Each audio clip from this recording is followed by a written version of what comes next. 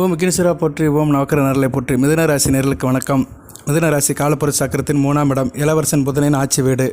புதன் ராசியில் இருக்கிறாரு, ஆட்சி பெற்றிருக்கிறார். பத்திர யோகம் மிக சிறப்பாக பார்க்கப்படுகிறது. ராசிநாதன் அடுத்து 2ஆம் இடத்துக்கு வராரு, 3ஆம் இடத்துல ஸ்தான பலம் பெறுவார். ஸோ புதனுடைய நிலைப்பாடு அடுத்தடுத்து நல்லா இருக்குது. ராசியில் குரு இருக்கார், சூப்பர். இருப்பினும் குரு அஸ்தமனம் அடைகிறாரு.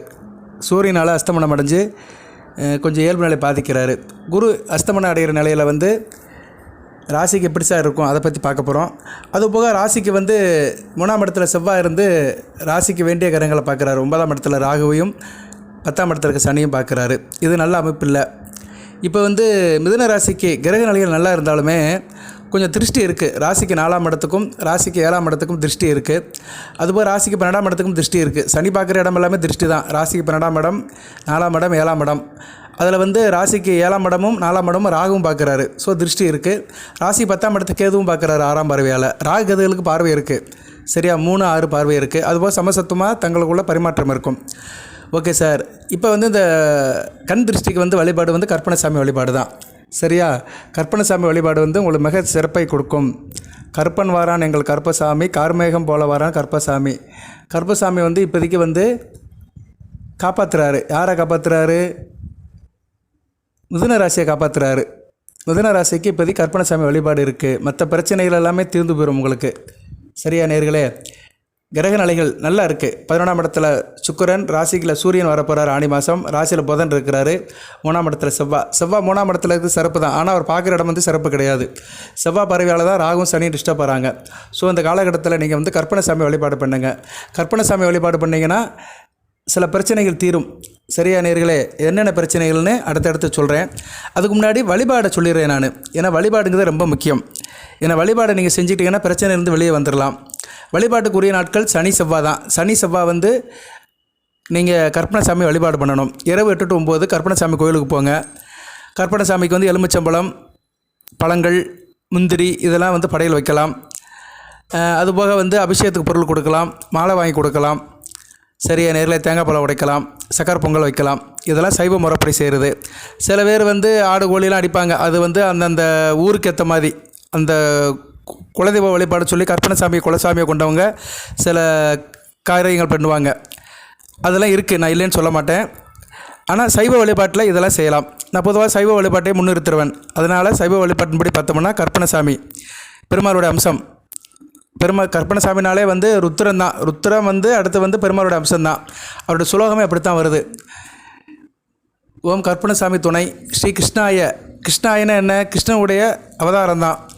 கிருஷ்ண வர்ணாய, கிருஷ்ணனுடைய அந்த வர்ணம் தான். கிருஷ்ண புத்திராய, கிருஷ்ணனுடைய புத்திரன், பெருமாளுடைய ஒரு புத்திரனாக அவர் பார்க்கப்படுகிறார். மகா காலாய, காலனுக்கெல்லாம் பெரியதாக. ருத்ராய, சிவனுடைய அம்சம். ஸ்ரீ கற்பனசாமி முனே நமோ நம. ஸ்ரீ கிருஷ்ணாய, கிருஷ்ண வர்ணாய, கிருஷ்ண புத்திராய, மகா காலாய, மகா ருத்ராய, ஸ்ரீ கற்பனசாமி முனே நமோ நம. ஸ்ரீ கிருஷ்ணாய, கிருஷ்ண வர்ணாய, கிருஷ்ண புத்திராய, மகா காலாய, மகா ருத்ராய, ஸ்ரீ கற்பனசாமி முனே நமோ நம. எந்த ஒரு சுலோகத்தையும் 3 தடவை சொல்லணும். சரியா நேர்களே, கோயிலில் ஒரு தடவை சொல்லிட்டு போவாங்க, அது அவங்களோட பொழப்பு. ஆனால் நம்ம தனிப்பட்ட முறையில் ஒரு சுலோகம் சொல்கிறதா இருந்தால் 3 தடவை சொல்கிறது தான் முக்கியமானது. 3க்கு அந்த ஒரு சக்தி இருக்குது. சரியா நேர்களே, முப்பெருந்தேவிகள், மும்மூர்த்திகள் இப்படின்னு 3ஆம் இடத்துக்கு ஒரு முக்கியமான இடம் இருக்குது. மிதுன ராசியும் காலப்புருஷ சக்கரத்தின் 3ஆம் இடம் தான். அதுபோக எண் 3 கூடிய குருவும் ராசியில் இருக்கிறாரு. அதனால் எந்த ஒரு காரியத்தையுமே நீங்கள் கோயிலுக்கு போனீங்கன்னா 3 தடவை செய்யுங்க, 3 தடவை வளவாங்க. நல்ல விதமாக பார்க்கப்படுகிறது. இந்த 2025 தடவை 3ஆம் எண் உங்களுக்கு முக்கியமான எண்ணாக பார்க்கப்படுகிறது. இன்னும் ராசியில் குரு இருக்கிறாரு. ஸோ 3 உங்களுக்கு ஒரு முக்கியமான எண்ணாக பார்க்கப்படுகிறது. ஓகே நேர்களே, தொடர்ந்து வீடியோ போடுறோம். பொது ஜோடத்திலிருந்து சாதக பாதங்களை சொல்கிறேன், வழிபாடுகளை சொல்கிறேன், சூட்சும வழிபாடை சொல்கிறேன். அதுபோக ராசி பலன்கள், நட்சத்திர பலன்கள், தசாபுத்தி பலன்கள், இறை வழிபாடுகள், ஆன்மீக தாழ்வுகள். லைக் பண்ணுங்கள். வீடியோ பார்க்குற அனைத்து நேரம் லைக் பண்ணுங்கள். தொடர்ந்து வீடியோ போடுங்க. மிதுன ராசிக்கு ராசி பலன்கள் நல்லா இருக்குது, ஒன்றும் பிரச்சனை இல்லை. ஆனால் சில விஷயத்தில் மட்டும் பிரச்சனை இருக்குது. சனி செவ்வாய் பார்க்குற இடங்கள் 4ஆம் இடம், தாய் விஷயத்தில் சில பிரச்சனைகள், தாயார் உடல்நல சில பிரச்சனைகள், தாய் வீடு வச்சு சில பிரச்சனைகள், வீடு வண்டி வாகனத்தில் சில பிரச்சனைகள், வீடு மாற்றணும் ஒரு எண்ணம், இல்லைன்னா வீடு கட்டியிருக்க வேலைகள் நின்று போயிடும், வண்டி வாகனத்தை மாற்றுற மாதிரி இருக்கும். நண்பர்கள் சொந்த பந்த விஷயத்தில் சில பிரச்சனைகள்.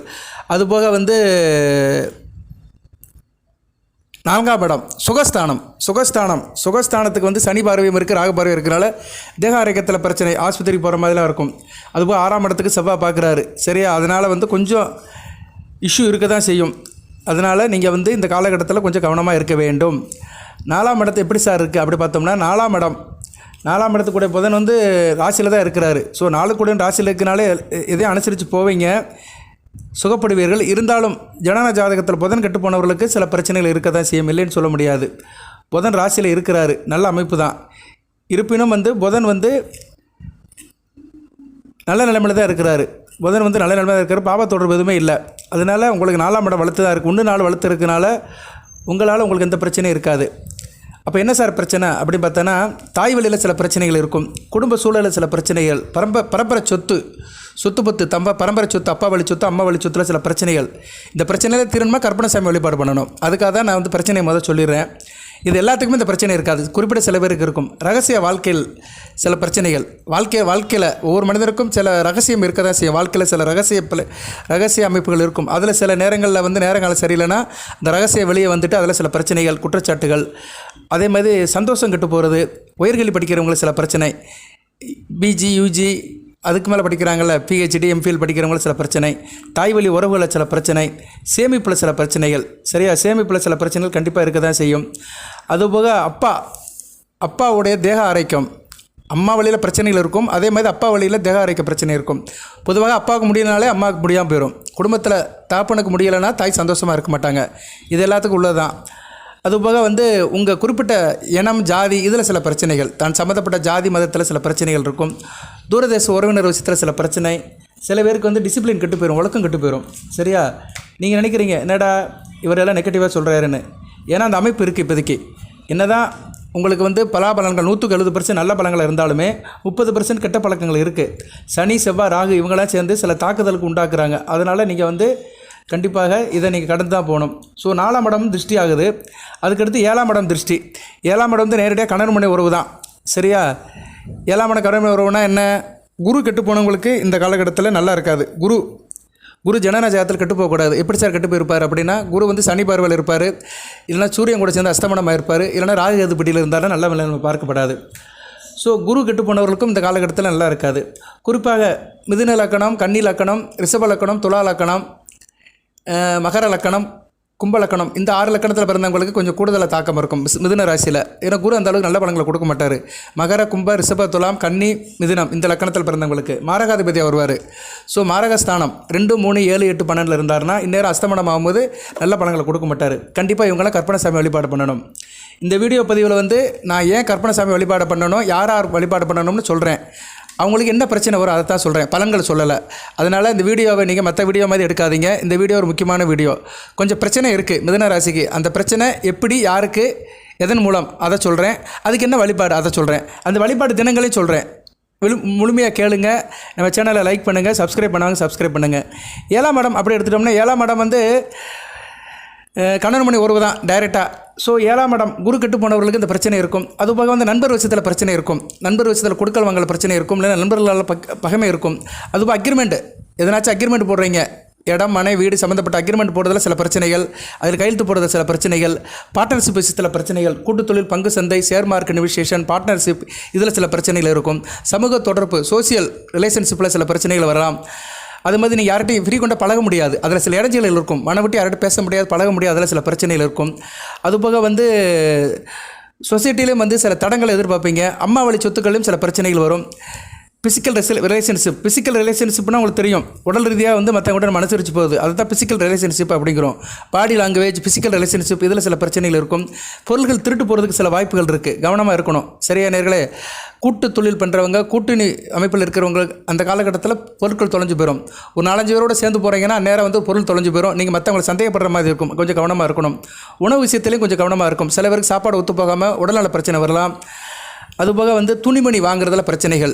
சரியா, துணிமணிகள் விஷயத்தில் கொஞ்சம் கவனமாக இருக்கணும். ஜவுளி கடை, டெக்ஸ்டைலு, கதர், கைத்தறி இது மாதிரி வேலை பார்க்குறவங்களுக்கு சில பிரச்சனைகள் வர்றதுக்கு வாய்ப்பு இருக்குது. கணவன் மனைவி விஷயத்தில் சில நெருடல்கள் இருக்கும், வெளியே சொல்ல முடியாத அளவுக்கு சில தகவல்கள் இருக்கும், கொஞ்சம் கவனமாக இருந்துக்கோங்க. அதுபோக வந்து ஷேர் மார்க்கெட் இன்வெஸ்டேஷன் ஏற்கனவே சொல்லிட்டேன். சரியா நேர்களே, அதனால் நீங்கள் வந்து கொஞ்சம் உறவு முறையில் கொஞ்சம் கவனமாக இருந்துக்கோங்க. பேர் கட்டு போகிறதுக்கும் சில விஷயங்கள் இருக்கிறதுனால கவனமாக இருக்கணும். ஏன்னா 7ஆம் இடத்துக்கு திருஷ்டி இருக்குது. இருப்பினும் 7ஆம் இடத்துக்கு குரு பார்வை இருக்குது. குரு பார்வை இருந்தாலும் குரு அக்ரம் அடைகிறாரு, அஸ்தமனம் அடைகிறாரு. அஸ்தமனம் எப்போ சார் அடைகிறாரு அப்படி பார்த்தோம்னா 9ஆம் தேதி அடைஞ்சிட்டார், ஆல்ரெடி அடைஞ்சிட்டார் அவர். 9/6/2025 9/7/2025 வரைக்கும். ஸோ ஜூலை 9ஆம் தேதி வரைக்கும் குரு அஸ்தமனம் இருக்கிறதுனால இந்த காலகட்டத்தில் குரு பார்வை வந்து 7ஆம் இடத்துக்கு கம்மியாக இருக்கும். 7ஆம் இடத்துக்கும் சரி, 5ஆம் இடத்துக்கும் சரி, 9ஆம் இடத்துக்கும் சரி கம்மியாக இருக்கும். அதுபோக 9ஆம் இடத்தை வர ராகு இருக்கிறாரு. தாப்பன் வழி உறவை பார்த்துக்கோங்க. அப்பாவுக்கு எதனாச்சும் உடம்பு முடியாமல் போகும். சரி, அப்பா வழியில் சில பிரச்சனைகள், அப்பா வழி உறவுகளில் சில பிரச்சனைகள், சரியா, இதெல்லாம் இருக்க தான் செய்யும். அப்பா வழி உறவுகளில் சில பிரச்சனைகள் இருக்கும். அதை நீங்கள் கேட்டுட்டு கொஞ்சம் சங்கடப்படுற மாதிரி தான் இருக்கும். ஸோ இது மாதிரி பிரச்சனைகள் வந்துட்டு போகும். இதெல்லாம் தீரணும்னு சார் அப்படின்னா கற்பனசாமி வழிபாடு. சார் நான் கற்பனசாமியை தொடர்ந்து கும்பிட்றேன் சார் சொல்கிறவங்களுக்கு சல்யூட். சரியா, கற்பனசாமியை தொடர்ந்து கும்பிட்றேன் நான் வந்து ஒரு செவ்வாயோ ஒரு வெள்ளியோ ஒரு சனிக்கிழமையோ கற்பனசாமி கும்பிட்றேன் அப்படி சொல்கிறவங்களுக்கு ரொம்ப நன்றி. சனிக்கிழமை ராகவலையில் கும்பிடலாம், செவ்வாய்க்கிழமை ராகவலையில் கும்பிடலாம், இல்லைனா இப்படியும் கும்பிடலாம். சனி செவ்வாய்க்கிழமை கும்பிடலாம். குறிப்பாக சனி, செவ்வாய், ராகு, கேது இந்த நட்சத்திரங்கள் வர்ற அன்றைக்கும் கும்பிடலாம். இந்த நட்சத்திரங்கள் சில நிலைகளில் சனி செவ்வாய்க்கிழமை வரும். அது சனிக்கிழமை அல்லது செவ்வாய்க்கிழமை இருக்கும்.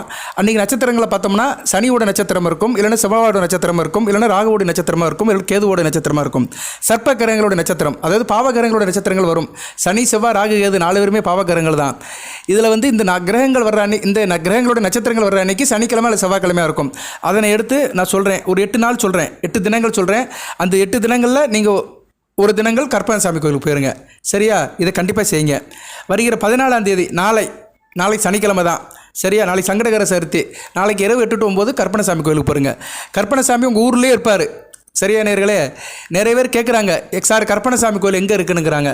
கற்பனசாமிங்கிறது பெருமாள் கோயில் இருப்பார், இல்லைனா மற்ற கோயிலில் வந்து காவல் தெய்வமாக இருப்பார். சில இடத்துல அவருக்கே தனி சந்நிதி இருக்கும். உங்கள் ஊரில் கற்பனசாமி கோயில் எங்கே இருக்குன்னு கூகுளில் போட்டு பாருங்கள், நெட்டில் சர்ச் பண்ணிங்கன்னா தெரியும். இப்போ மதுரையை எடுத்துட்டோம்னா ஒரு 4-5 இடத்துல இருக்கிறாரு. அழகர் கோயிலில் இருக்கிறாரு, தல்லாகுளத்தில் இருக்கிறாரு, தேரடி கற்பனசாமியாக இருக்கிறாரு, மீனாட்சி அம்மன் கோயிலுக்கு முன்னாடி வழக்கு தூணில் இருக்கிறாரு. அதுபோக வந்து அங்கே தானப்ப முதலியார் தெருவில் அந்த டேனிங்கில் ஒரு இடத்துல இருக்கிறாரு. சரியா, மீனாட்சி அந்த ஒரு ஆஸ்பத்திரி இருக்குது, அது பேர் வரமாட்டேக்கு, பட் தானப்ப முதல் தெரு தான் அது. சரியா, தானப்ப முதல் தெருவில் அந்த டேனிங்கில் ஒரு இடத்துல கற்பனசாமி கோயில் இருக்குது, ரோட்டுக்கு மேலே இருக்குது. ஸோ எனக்கு தெரிஞ்சு மதுரையில் ஒரு 4 இடத்துல இருக்கிறாரு. இன்னும் நிறைய இடத்துல இருக்கிறாரு. ராஜபாளையத்தில் வந்து முதுகுடியில் இருக்கிறாரு. ராஜபாளையம் பொன்னகரத்தில் வெங்கடேச பெருமாள் கோயில், வேட்டை வெங்கடேச பெருமாள், கலங்காப்புரி போகிற பாதையில் உள்ள பெருமாள் கோயிலுக்கு எதுக்கு இருக்கிறாரு, தனி சந்நிதி, ரொம்ப பழமையான பெருமாள் கோயில் கற்பனசாமி இருக்கார். சஞ்சீவி மலைக்கு அடிவாரம். இப்படி எனக்கு தெரிஞ்ச இடத்துல நிறைய இடத்துல கற்பனசாமி கோயில் இருக்கிறாரு. இதெல்லாம் நான் போயிட்டு வந்தது. சரியா நேர்களே, அதுபோல் நான் போகாத கோயிலெலாம் நிறையா இருக்குது. கற்பனசாமி கோயில் நிறையா இருக்குது. மதுரை மடப்புறத்தில் இருக்கிறாரு, மடப்புறம் காளி கோயிலில் இருக்கிறாரு. ஸோ நிறைய காவல் தெய்வங்கள் கோயிலில் கண்டிப்பாக கற்பனசாமி இருப்பார். நீங்கள் தேடி பிடிச்சி போகணும். மிதுனராசி நேயர்கள் கொஞ்சம் தேடணும். ஒரே நாளில் முடியலைன்னா நான் சொல்கிறேன், ஒரு 8 நாள் சொல்கிறேன். 14/6/2025 22/7/2025 வரைக்கும் சொல்கிறேன். ஏன்னா உங்களுக்கு ராசிக்கு 4ஆம் இடமும் 7ஆம் இடமும் திருஷ்டி இருக்குது, சனி ராகு பார்வை இருக்குது. அதுபோக 4ஆம் இடத்துக்கு செவ்வாய் வந்து 15/9/2025 வரைக்கும் இருக்கிறாரு. செப்டம்பர் 15ஆம் தேதி வரைக்கும் இருக்கிறதுனால நீங்கள் செப்டம்பர் 15க்குள்ளே ஒரு தடவைனாச்சும் கற்பனசாமி கும்பிட்ருங்க. வாய்ப்பு இருக்கிறவங்க எத்தனை தடவை வேணாலும் கும்பிடலாம், அது உங்களுடைய சிலாகிதம். ஆனால் வாய்ப்பு இல்லாதவங்க ஒரு தடவை கும்பிடுங்க. இதெல்லாம் ரொம்ப முக்கியமானது. நீங்கள் இந்த ராசி பலன் கேட்குறதெல்லாம் வேறு விஷயம். நிறைய பேர் அப்படி தான் சொல்கிறாங்க, ராசி பலனை சொல்கிறாங்க, அப்படி இருப்பேன் இப்படி இருப்பேங்கிறாங்க. மிதுன ராசி நேர்கள் அப்படி இருப்பாங்க, திருவாதிரை நட்சத்திரத்துக்காரங்க இப்படி இருப்பாங்க, புனர்பூசம் அப்படி இருக்கும், மிருகசீரிசம் அப்படி இருக்கும். இதெல்லாம் நிறைய கதை. இதெல்லாம் வந்து கதை. நீங்கள் அப்படி இருப்பீங்க, ஒரு 10 சொன்னால் 10ல் 4 விதமாக நீங்கள் அப்படி தான் இருப்பீங்க. சரியா, இந்த பச்சை சட்டை போட்டவன் கூட்டத்தில் இருக்கானா எவனோ ஒருத்தன் கண்டிப்பாக பச்சை சட்டை போட்டு வந்துருப்பான். அதுக்கான கூட்டத்தில் இருக்கிறவனை கரெக்டாக சொல்லிட்டேன்னு சொல்லக்கூடாது. இதெல்லாம் வந்து குத்து மதிப்பாக அடிச்சு விடுறது. இன்றைக்கி நிறைய பேர் குத்து மதிப்பாக தான் அடிச்சு விடுறாங்க. அந்த ராசிக்கு கிரக அமைப்புகள் எப்படி இருக்குது, ஆதிபதி விசேஷங்கள் எப்படி இருக்குது, என்ன பிரச்சனையில் இருக்குது, அந்த பிரச்சனைக்கு தீர்வு என்ன, அதைத்தான் நான் சொல்கிறேன். இது பரிகாரம் கிடையாது. பரிகாரங்கிறது வந்து ஜாதக ரீதியாக செய்கிறது தான் பரிகாரம். ராசிக்கெல்லாம் பரிகாரம் கிடையாது. யாராச்சும் ராசிக்கு பரிகாரம் சொன்னான்னா அவனை ஜோசியம் சொல்ல தெரியலன்னு அர்த்தம். பரிகாரங்கிறது தனிப்பட்ட முறையில் தான் பரிகாரம் சொல்லணும். இப்போ நீங்கள் மிதுன ராசியில் திருவாதிரை நட்சத்திரத்தில் பிறந்திருக்கீங்க, மேச லக்கணத்தில் பிறந்திருக்கீங்க, உங்களுக்கு தசாபுத்தி இப்போ சனி திசை நடக்குது, சனி பவன் கெட்டு போயிருந்தாருன்னா அதுக்கு பரிகாரம் சொல்லலாம். சனி திசையில் வந்து செவ்வாய் புத்தி நடக்குது, அதுக்கு பரிகாரம் சொல்லலாம். போய் இவரை கும்பிடுங்க, காலபைரவரை கும்பிடுங்க, தேய்பிர அஷ்டமணிக்கு காலபைரவர் கும்பிடுங்க சொல்கிறது பரிகாரம். ஸோ பரிகாரங்கிறது தனிப்பட்ட மனிதனுக்கு தான் சொல்லணும், வழியை கோச்சாரத்துக்கு பரிகாரம் சொல்லக்கூடாது. கோச்சாரத்துக்கு வந்து வழிபாடு தான் சொல்லணும். சரியா, இப்போ நாங்கள் எல்லாரும் சொல்கிறதுமே கோச்சார வழிபாடு, கோச்சார பலன்கள் தான். நீங்கள் யூடியூப்பில் கேட்குறது, பேப்பரில் படிக்கிறது, டிவியில் கேட்குறது, எங்கே பார்த்தாலும் சரி. சரியா, ஒரு ஜோசியர்கிட்ட கேட்காம நீங்கள் ஜாதகத்தை கேட்குறீங்கன்னா, பலன்களுக்கு ராசி பலன்களை கேட்குறீங்கன்னா அதெல்லாம் கோச்சார பலன்கள் தான். இப்போ என்கிட்ட நிறைய நேர்கள் அணுகுறாங்க, அவங்களுக்கு நான் பலன் சொல்கிறேன், அவங்களுக்கு தனிப்பட்ட ஜாதக பலன்கள் சொல்கிறேன். மிதுன ராசியில் எந்த லக்கணத்தில் பிறந்திருக்காங்க, அவங்களுக்கு கிரக அமைப்பு எப்படி இருக்குது, இப்போ தசாபுத்தி அமைப்பு எப்படி இருக்குது, இதெல்லாம் பார்த்துட்டு கோச்சாரத்தையும் மேட்ச் பண்ணிக்கிடுவேன். சரியா, இப்படித்தான் பலன்கள் வழிய தனிப்பட்ட ஒரு ஜாதகருக்கு கோச்சார பலன்களில் பரிகாரம் சொல்ல முடியாது. பரிகாரம் சொல்லவும் கூடாது, சொன்னாலும் அது நிலைக்காது. சரியா? ஏன்னா மிதுன ராசியில் நீங்கள் ஒரு லக்கணத்தில் பிறந்திருப்பீங்க, ஒருத்தருக்கு தசாபத்தி நடக்கும். மிருக சீரிச நட்சத்திரத்துக்கு செவ்வாய் திசையில் பிறந்திருப்பீங்க, திருவாதிரை ராக தசை, புனர்பூசம் குரு தசை, அதன் அடிப்படையில் தசை நடக்கும். வயசு வந்து இப்போ 30 வயசில் இருக்கிறவங்களுக்கு குரு தசை நடக்கும் திருவாதிரை நட்சத்திரத்தில். இப்போ புனர்பூச நட்சத்திரத்தில் பிறந்தவங்களுக்கு வந்து 50 வயசில் வந்து புதன் திசை நடக்கும். ஸோ மேட்சே ஆகாதேப்பா, எப்படி மேட்ச் ஆகும்? எப்படி நான் பரிகாரம் சொல்ல முடியும்? குரு திசைக்கும் புதன் திசைக்கும் சம்மந்தமே இல்லை. ஓகே, இப்படி சொன்னால் நிறைய சொல்லிருக்கலாம், ஆனால் இதான் உண்மை. நான் சொல்கிறது எத்தனை பேருக்கு புரியுதோ இல்லையோ, ஆனால் இதான் உண்மை. இதுதான் இப்படி தான் இருக்குது. இதை புரியாதவங்க தான் எனக்கு பலன்கள் நடக்க மாட்டேங்க சார், நீ சொல்கிறது எனக்கு ஒன்றும் புரிய மாட்டேங்குது, நீ சொல்கிறது ஒன்றும் எனக்கு பலன்கள் நடக்க மாட்டேங்குன்னு கன்ஃபியூஸ் ஆகிறாங்க. ரைட்டு, இதுக்கெல்லாம் ஒரு தீர்வாக தான் கற்பனைசாமி வழிபாடு சொல்கிறேன். ஏன்னா ராசிக்குன்னு சில திருஷ்டி இருக்குது, அதை போக்குறதுக்கு தான் கற்பனைசாமி வழிபாடு சொல்கிறேன். அந்த நாட்களை சொல்கிறேன். 14/6/2025 சனிக்கிழமை சங்கடகர சதுர்த்தி, 17/6/2025 செவ்வாய்க்கிழமை சதய நட்சத்திரம், 21/6/2025 சனிக்கிழமை அசுபதி நட்சத்திரம், 24/6/2025 செவ்வாய்க்கிழமை மிருகசீரிஷ நட்சத்திரம். சில நேரம் காலையிலே வந்துடும். காலையில் வந்துச்சுன்னா காலையிலே கோயிலுக்கு போயிருங்க, 7 to 8 போயிருங்க, இல்லைனா இரவு 8 to 9 போங்க. ஏன்னா அந்தந்த கிழமையில் அந்தந்த ஓரைகள் வந்து காலையில் 6 to 7 இருக்கும், இல்லைனா இரவு 8 to 9 இருக்கும், மதியம் 1 to 2 இருக்கும். ஆனால் மதியம் 1 to 2 கோயில் திறந்து வச்சுருக்க மாட்டாங்க. கற்பனைசாமியை வந்து கோயிலில் தான் வழிபாடு பண்ணணும், வீட்டிலலாம் வழிபாடு பண்ணக்கூடாது. வீட்டில் வழிபாடு பண்ணுறதெல்லாம் வேறு, அதெல்லாம் நான் நிறைய சொல்லியிருக்கிறேன். அது வந்து வீட்டில் வழிபாடு பண்ணுற விஷயங்கள் வேறு, கற்பனைசாமி வழிபாடு வந்து கோயிலில் தான் பண்ணணும். அடுத்து வந்து 28/6/2025 சனிக்கிழமை பூச நட்சத்திரம். அருமையான அமைப்புங்க. சனிக்கிழமை பூச நட்சத்திரம், சனிப்பாவ நட்சத்திரமே வருது, கூடுதல் சிறப்பு. 28ஆம் தேதி நல்ல மைண்டில் ஏற்றி வச்சுக்கோங்க. அன்றைக்கி தேதி காலண்டரை மடிச்சு வச்சுக்கோங்க. இதெல்லாம் முக்கியமானது. 28ஆம் தேதிங்கிறது வந்து உங்கள் ராசிக்கு 8, 9 கூடையவன். அருமையாக இருக்கும். அன்றைக்கி கோயிலுக்கு போட்டு வந்தீங்கன்னா தேக ஆரோக்கியம் நல்லாயிருக்கும், தூரதேச அமைப்பு நல்லாயிருக்கும், கொடுக்கல் வாங்கல் நல்லாயிருக்கும், காரியங்கள் நல்லாயிருக்கும், திடீர் பணம் வரும், வாராக்கடன்கள் வசூலாகும், இன்சூரன்ஸ் பணம் கிடைக்கும், தந்தை வழியில் நல்ல ஒரு ஏற்றம் இருக்கும், தந்தை வழி சொத்துக்கள் கிடைக்கும். இப்படி நிறைய பணங்களை கொடுப்பாரு. ஏன்னா அந்த ஆதிபத்தியத்துக்குள்ள கிரகம், அந்த கிரகத்துடைய நாள், கிரகத்துடைய நட்சத்திரம், இவ்வளோ தாங்க. சூட்சும வழிபாடு பார்த்துட்டோம்னா எந்த பிரச்சனையுமே இல்லாது, ஷார்ட் அண்ட் ஸ்வீட்டாக போய்கிட்டே இருக்கலாம். இதெல்லாம் அனுபவரீதியாக சொல்கிறேன். நிறைய பேர் செஞ்சு நல்லபடியாக இருக்கிறாங்க. சரியா? நல்லபடியான உடனே கட்டுறாதீங்க, அவன் எவ்வளோ கோடி வச்சுருக்கான்னு கட்டுறாதீங்க. கோடீஸ்வரனாக வாழ்கிறதெல்லாம் வாழ்க்கை அல்ல, நிம்மதியாக வாழ்கிறான். பார்த்தீங்களா? நிம்மதியாக கூட குடிச்சு வாழ்ந்தாலும் அதான் நல்ல வாழ்க்கை. நோயற்ற வாழ்வே குறைவற்ற செல்வம். நல்ல நிம்மதியாக இருக்கிறாங்க நிறைய பேர். குடும்பத்தோட திட்டமிட்ட குடும்பம் திவிட்டாத இன்பமாக நிறைய பேர் இருக்கிறாங்க. வட்டம் போட்டு வாழ்கிறாங்க, வாழ்க்கை வளமாக இருக்குது. அடுத்து 5/7/2025 சனிக்கிழமை சுவாதி நட்சத்திரம், 15/7/2025 செவ்வாய்க்கிழமை சதய நட்சத்திரம், 22/7/2025 செவ்வாய்க்கிழமை மிருகசீரிஷ நட்சத்திரம்.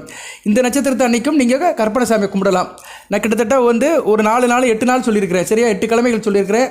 அந்த 8 கிழமைகளும் நீங்கள் போங்க. சரியா? நல்ல விதமாக பார்க்கப்படுகிறது. மறுபடியும் ஒரு தடவை சொல்லிவிட்டு நான் பலன்களை சொல்கிறேன், பொறுமையாக கேளுங்க. 14/6/2025 சனிக்கிழமை, 17/6/2025 செவ்வாய்க்கிழமை சதய நட்சத்திரம், 21/6/2025 சனிக்கிழமை அசுபதி நட்சத்திரம், 24/6/2025 செவ்வாய்க்கிழமை மிருகசீரிஷ நட்சத்திரம், 28/6/2025 சனிக்கிழமை பூச நட்சத்திரம், 5/7/2025 சனிக்கிழமை சுவாதி நட்சத்திரம், 15/7/2025 செவ்வாய்க்கிழமை சதய நட்சத்திரம், 22/7/2025 செவ்வாய்க்கிழமை மிருகசீரிஷ நட்சத்திரம். இதில் வந்து மிருகசீரிஷ நட்சத்திரம் வருது, உங்கள் ராசியில் உள்ள நட்சத்திரம் வருது. அது என்னைக்கு சார் வருதுன்னா 24ஆம் தேதியும் வருது, 24/6 வருது, ஜூன் 24 வருது, ஜூலை 22 வருது. அன்றைக்கி மிகச்சிறப்பு. ஏன்னா அன்றைக்கி சந்திரன் உங்கள் ராசியிலே இருப்பார். இதுதான் ஜோதிடம். சந்திரன் உங்கள் ராசியிலே இருப்பார். என்றைக்கு சந்திரன் ராசியில் இருக்கிறாரு அன்றைக்கி நல்லதுங்க. ஏன்னா சந்திரன் தான் பூமியோட துணைக்கோள். இங்கே நடக்கிற நல்லது கெட்டது எல்லாத்துக்குமே ஒரு முக்கியமான 2 கிரகங்கள் யாருன்னா சூரிய சந்திரர் தான். ஒளி கிரகங்கள். என்ன தான் மற்ற கிரகங்களை பற்றி பேசினாலுமே ஒளி கிரகங்கள் தான் ரொம்ப முக்கியம். சூரிய சந்திரர்கள் இவர்களுடைய நிலைப்பாடை பார்த்துக்கணும். அந்நேரம் சூரியன் உங்கள் ராசியில் வருவார். சூரியன் உங்கள் ராசிக்கு வந்துடுவார். சரியா? இன்னும் 2 நாளில் வந்துடுவார். நாளை மறுநாள் வருவார்னு நினைக்கிறேன். ஏன்னா நாளைக்கு 31 15ஆம் தேதி டானு வந்துடுவார். 15/6/2025 ஆணி 1ஆம் தேதி சூரியன் வந்து உங்கள் ராசியில் உட்காந்துருவார். ராசிக்கு 3 கூடியவன் ராசிக்கு வரதுனால தைரியமாக இருப்பீங்க, தைரிய வீரிய காரியமாக இருப்பீங்க, நல்லாயிருக்கும். சரி, அரசு சம்மந்தப்பட்ட உத்தியோகங்கள் நல்லாயிருக்கும், அரசாங்க விஷயங்கள் நல்லாயிருக்கும், அரசு வேலை தேடங்கள் நல்லாயிருக்கும், சிவராஜ் யோகம், பொதாதித்ய யோகம் இதெல்லாம் நல்லபடியாக இருக்கும். சூரியன் வந்து குருவை அஸ்தமனப்படுத்தினாலுமே நல்ல பலங்களை கொடுப்பார். தான் சுபத்துவம் ஆவார். இளைய சகோதர வழியில் நல்ல ஏற்றம் இருக்கும். ஆள் நல்லா தைரிய வீரிய காரியமாக இருப்பீங்க. அக்கம் பக்கத்தில் நல்ல ஒரு இணக்கம் இருக்கும். அண்டை நாடு, அண்டை வீட்டு மாநிலம், அண்டைய சம்மந்தப்பட்டது நெய்பர்ஸ் யாராக இருந்தாலும் சரி, நெய்பர் பக்கம் பக்கத்து சம்மந்தப்பட்ட விஷயங்கள் மிகச்சிறப்பாக இருக்கும். அதை வந்து சூரியன் சிறப்பாக செய்வார். நல்ல விதமாக தான் பார்க்கப்படுகிறது. சரியா? பலன்கள் ஒரு பக்கம் இருந்தாலுமே நான் சில வழிபாடுகள் சொல்லியிருக்கிறேன். அந்த வழிபாடு தினங்களையும் சொல்லியிருக்கிறேன். அன்றைக்கி வந்து கற்பனைசாமியை கும்பிட்ருங்க. கற்பனைசாமியை கும்பிட்டிங்கன்னா காரிருள் நீக்கி கதிரவன் வர்ற மாதிரி எல்லா பிரச்சனையும் தீர்ந்து போயிடும். சிக்கல் தீர்ந்து போயிடும். அவ்வளோதான். இப்போ உங்களுக்கு எந்த சிக்கல்னாலும் இருக்கலாம். மிதுன ராசியில் எந்த லக்கணத்திலும் பிறந்திருக்கலாம். மேச லக்கணமோ, ரிஷப லக்கணமோ, மிதுன லக்கணமோ, ஏதோ ஒரு லக்கணத்தில் 12 லக்கணத்தில் பிறந்திருப்பீங்க. அவங்களுக்கு பிரச்சனை தீர்ந்து போயிடும். குறிப்பாக மிதுன ராசியில் ரிஷப லக்கணம், சிம்ம லக்கணம், கன்னி லக்கணம், தனுசு லக்கணம், கும்ப லக்கணம், மீன லக்கணம், இந்த லக்கணத்தில் பிறந்தவங்க கண்டிப்பாக கற்பனை வழிபாடு பண்ணணும். நான் மறுபடியும் சொல்கிறேன். மிதுன ராசியில் ரிஷப லக்கணம், சிம்ம லக்கணம், கன்னி லக்கணம், தனுசு லக்கணம், கும்ப லக்கணம், மீன லக்கணம், இந்த லக்கணத்தில் பிறந்தவங்க கண்டிப்பாக நீங்கள் வந்து கற்பனை சாமி கூப்பிட்டீங்கன்னா கூடுதல் சிறப்பாக பார்க்கப்படுகிறது. சரி சார், லக்கண ரீதியாக பலன்கள் எப்படி சார் இருக்குது அப்படி பார்த்தோம்னா, லக்கண ரீதியாக மேச லக்கணத்துக்கு நல்லா இருக்குங்க, நல்லா இருப்பீங்க. மேச லக்கணத்தில் பிறந்தவங்க கொஞ்சம் என்டர்டைன்மெண்ட்டாக இருப்பீங்க, கணவன் மனைவி உறவு நல்லா இருக்கும், பிள்ளைகளால் ஒரு ஏற்றம் இருக்கும், நல்லா தான் இருப்பீங்க, இணக்கமாக நல்லபடியாக இருப்பீங்க. இருப்பினும் உங்களுக்கு வந்து தூரதேச அமைப்பில் சில பிரச்சனைகள் இருக்கும், தேக ஆரோக்கிய பிரச்சனை இருக்கும், வீண் அலைச்சல் இருக்கும், டென்ஷன் படபடப்பு எல்லாமே இருக்கும். அதை கொஞ்சம் தவிர்த்திட்டிங்கன்னா நல்ல விதமாக பார்க்கப்படுகிறது. ரிஷப லக்கணத்தை பிறந்தவங்க கொஞ்சம் உஷ்ணமாக இருப்பீங்க, உஷ்ணத்தை குறைச்சிக்கோங்க. தாய் வழியில் சில பிரச்சனைகள் இருக்கும், வண்டி வாகனத்தில் பிரச்சனைகள், விவசாயம், தோட்டம், பயிர் பச்சை இதில் கொஞ்சம் பிரச்சனை இருக்கும், கவனமாக பார்த்துக்கோங்க. அதுபோக வந்து உங்களுக்கு வந்து தகப்பனார் விஷயத்திலும் சில பிரச்சனைகள் இருக்கும். சரியா, தொழிலும் சில பிரச்சனை இருக்கும், தொழில் வர லாபங்களும் பிரச்சனை இருக்கும், தொழிலை சில எதிர்வர சிக்கல் இருக்கும். ஸோ ரிஷப லக்கணத்தை பிறந்தவங்க கண்டிப்பாக கற்பனை சாமி வழிபாடு பண்ணிட்டீங்கன்னா மிகச்சிறப்பாக பார்க்கப்படுகிறது. மிதுன லக்கணம் சூப்பராக இருக்குங்க. மிதுன ராசி மிதுன லக்கணத்தை பிறந்தவங்களுக்கு எந்த பிரச்சனையும் இல்லை. இருப்பினும் உங்களுக்கு உத்தியோகத்துக்கு போகிறவங்களுக்கு அலைச்சல் இருக்கும். சரியா, உத்தியோகத்துக்கு போகிறவங்களுக்கு அலைச்சல் இருக்கும், தகப்பன் வழியில் சில பிரச்சனைகள் இருக்கும், அதுபோக வந்து தொழிலில் சில முடக்கு இருக்கும். சரியா, அது இல்லைன்னு சொல்ல முடியாது, முடக்கு இருக்கும், அதனால் அலைச்சலும் இருக்கும். தொழிலில் வந்து எதிர்பாராத அலைச்சல், டென்ஷன், பதட்டம் எல்லாமே இருக்கும். கடக லக்கணம், கடக லக்கணத்துக்கு வந்து வாயை மூடிட்டு இருந்தீங்கன்னா நல்லதான், பேசாமல் இருங்க, பேச்சை குறைச்சிக்கோங்க, எதுவும் செய்ய வேண்டாம், குடும்பத்தில் வந்து கொஞ்சம் இணக்கமாக இருங்க.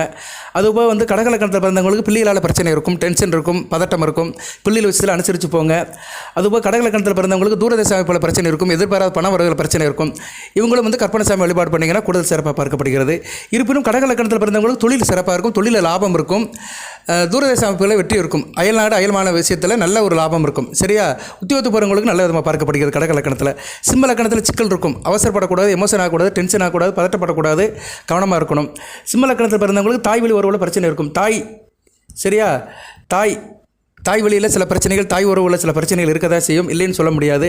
அதுபோக லாபம், தொழில் லாபத்தில் வந்து சில பிரச்சனைகள் இருக்கும். வாயை கொடுத்து வாங்கிக்கிட்டக்கூடாது. சரியா, பேச்சில் நிதானமாக இருக்கணும். பேசி பழிக்கிறவங்க, டீச்சர் வேலை, வக்கீல் வேலை, டப்பிங் குரல் கொடுக்குறவங்க, பின்னணி பாடல்கள், இவங்களாம் கொஞ்சம் கவனமாக இருக்கணும். அடுத்து கன்னி லக்கணம், கண்டிப்பாக திருஷ்டி இருக்குது. கன்னி லக்கணத்தில் பிறந்தவங்க கண்டிப்பாக கற்பனை சாமி வழிபாடு பண்ணணும். இருப்பினும் இவங்களுக்கு தொழில் நல்லாயிருக்கும். சரியா, தொழில் நல்லாயிருக்கும், தூரதேச அமைப்புகள் நல்லாயிருக்கும், வீட்டில் வருமானம் இருக்கும், கையில் காசு பணம்லாம் நல்லபடியாக தான் இருக்கும். இருந்தாலும் திருஷ்டி இருக்கிறதுனால சில பிரச்சனைகள் இருக்கும். தாய் வழியில் சில பிரச்சனைகள், வண்டி வாகனத்தில் சில பிரச்சனைகள், விவசாயத்தில் பிரச்சனைகள் இருக்கும், ஆட்டோமொபைல் மெக்கானிக்கல் இன்ஜினியர்ஸ் இவங்களுக்குலாம் சில பிரச்சனைகள் கண்டிப்பாக சந்திக்க தான் செய்வாங்க. ஸோ கன்னியா லக்கணத்தில் பிறந்தவங்களும் கண்டிப்பாக கற்பனை சாமி வழிபாடு பண்ணி தான் ஆகட்டும். துலா லக்கணத்துக்கு நல்லா இருக்குது. சரி, அதிர்ஷ்டம் கை கொடுக்கும், பாக்கியலட்சுமி யோகம் இருக்குது, அந்த வெங்கடேச பெருமாளோட யோகம் இருக்குது, நல்ல விதமாக பார்க்கப்படுகிறது. துலா லக்கணத்தில் பிறந்தவங்க கணவன் மனைவி உறவு நல்லா இருக்கும், கூட்டு தொழில் பங்கு சேர்ந்து எல்லாமே நல்ல விதமாக பார்க்கப்படுகிறது. இருப்பினும் இவங்களுக்கு இளைய சகோதர விஷயத்தில் பிரச்சனை இருக்கும், அயனசேன போகம் நல்லா இருக்காது, படத்தை தூக்கம் வராது, கெட்ட கனவுகளாக வரும். சரியா, துலா லக்கணத்தில் பிறந்தவங்க இவங்களும் கண்டிப்பாக கற்பனை சாமி வழிபாடு பண்ணிட்டீங்கன்னா மிகச்சிறப்பாக இருக்கும். அதுபோல் உத்தியோகத்தில் டார்ச்சர் இருக்கும், வேலையோட பளு அதிகமாக இருக்கும், தொழில் நல்லா இருக்கும், ஆனால் உத்தியோகத்தில் டார்ச்சர் இருக்கும், கவனமாக பார்த்துக்கணும். அடுத்து வந்து விருச்சிக லக்கணம். விருச்சிக லக்கணம் பேச்சில் கொஞ்சம் நிதானமாக இருக்கணும். சரியா, பேச்சில் நிதானமாக இருக்கணும், பேச்சை விட்டுறக்கூடாது. அதுபோக மூத்த சகோதர விஷயத்தில் சில பிரச்சனை வரும், லாபங்கள் குறையும், தொழிலில் வந்து லாபங்கள் குறையும், ஆனால் தொழில் நல்லா இருக்கும், ஆளுமை அதிகாரத்தோடு இருப்பீங்க. குறிப்பாக கவர்மெண்ட்டில் வேலை பார்க்குறவங்க, போலீஸ் ஆஃபீஸராக இருக்கிறவங்க, யூனிஃபார்ம் சர்வீஸில் இருக்கிறவங்க, அரசு ஆளுமை அதிகாரத்தில் இருக்கிறவங்களும் நல்லா நம்ம பார்க்கப்படுகிறது. இருப்பினும் லாபம் குறையும். இவங்களுக்கும் வந்து ஓரளவு பரவாயில்ல, தூரதேச அமைப்புகள் இருக்கும், கையில் காசு பணம் இருக்கும், வெளிநாடு வெளிமாநில யோகங்கள்லாம் இருக்க தான் செய்யும், உத்தியோகம் நல்லபடியாக இருக்கும். இருப்பினும் திருஷ்டி இருக்குது, பிள்ளைகள் விஷயத்தில் திருஷ்டி இருக்குது. சரியா, பிள்ளைகளுக்கும் உங்களுக்கும் சில பிரச்சனை இருக்கும், அதிர்ஷ்டம் கம்மியாயிரும், உடல் நல பிரச்சனைகள் இருக்கும், வயிறு சம்மந்தப்பட்ட பிரச்சனைகள் இருக்கும். அதனால் நீங்களும் கற்பனை சாமி வழிபாடு பண்ணுங்கள். கற்பனை சாமி வழிபாடு எல்லாரும் பண்ணணும். இருந்தாலும் முதல்ல நான் சொன்ன மாதிரி ஒரு குறிப்பிட்ட ஒரு 6 லக்கணத்தில் பண்ணவங்க கண்டிப்பாக பண்ணணும். சரியா, நான் சொன்ன டேட்டில் போயிட்டு வந்துடுங்க, மறந்துடாதீங்க, மறந்து விடாதீர்கள், மறந்து இருந்தும் முடியாதீர்கள். கற்பனை சாமியை வழிபாடு பண்ணுங்கள், அவருடைய காலை சிக்குன்னு பிடிச்சிக்கோங்க. சரியா, கற்பனை சாமி வழிபாடு மிக சிறப்பு. அவருடைய நாமத்தை சொல்லுங்கள், அவருடைய நாமத்தை கூட நான் டெக்ஸ்ட் பண்ணுறேன், தெரியாதவங்க கேளுங்க.